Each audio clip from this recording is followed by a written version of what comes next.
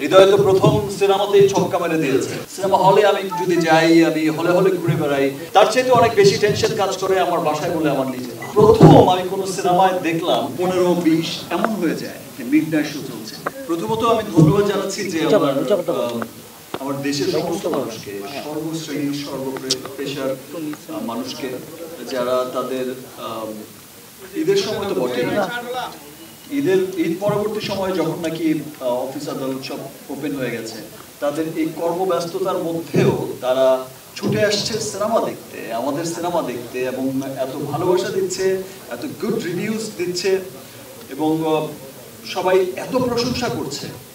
তো এখানেই আমাদের টোটাল বরবাদ টিমের আমরা সাকসেস বলে মনে করি, সফলতা চলে আসে।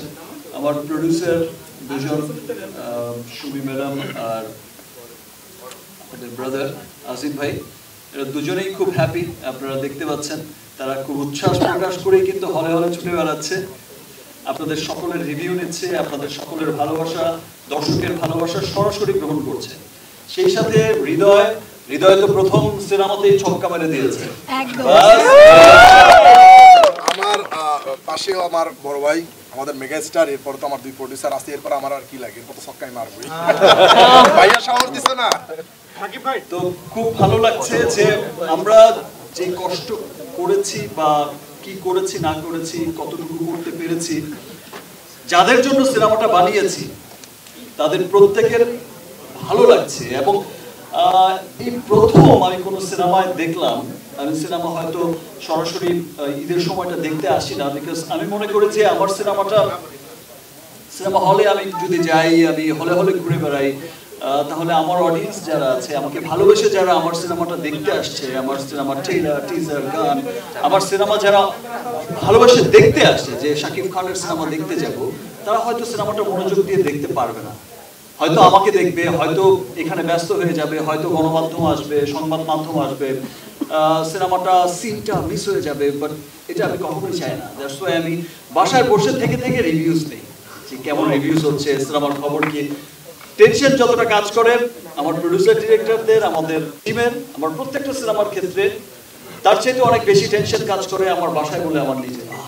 এবার তো ভালো লাগবে, তো কি হবে সিনেমার, আচ্ছা কেমন হবে সিনেমার। বাট আমি খুবই আনন্দিত হয়েছি, আমার এত ভালো লেগেছে যে আমার ক্যারিয়ারে তো এটাই প্রথম সিনেমা যে সিনেমার এক হলে না, অনেক হলে মিডনাইট শো চলেছে। সাউথ ইন্ডিয়ান সিনেমায় মিডনাইট শো চলে, ভোরবেলা থেকে শো চলে, 24 আওয়ার্স শো চলে। আমরা যখন বিগ সুপারস্টারদের কথা শুনি, রজনীকান্ত বা আরো বড় বড় স্টারদের, তখন তাদের বেলায় শুধু শুনেছি, এই জীবন এই আজ পর্যন্ত শুনে এসেছি যে মিডনাইট শো চলে এসেছে, রাত 12টা থেকে রাত 1টা থেকে শো চলে। বাট আমার ক্যারিয়ারের এই প্রথম সিনেমা, এবং আমি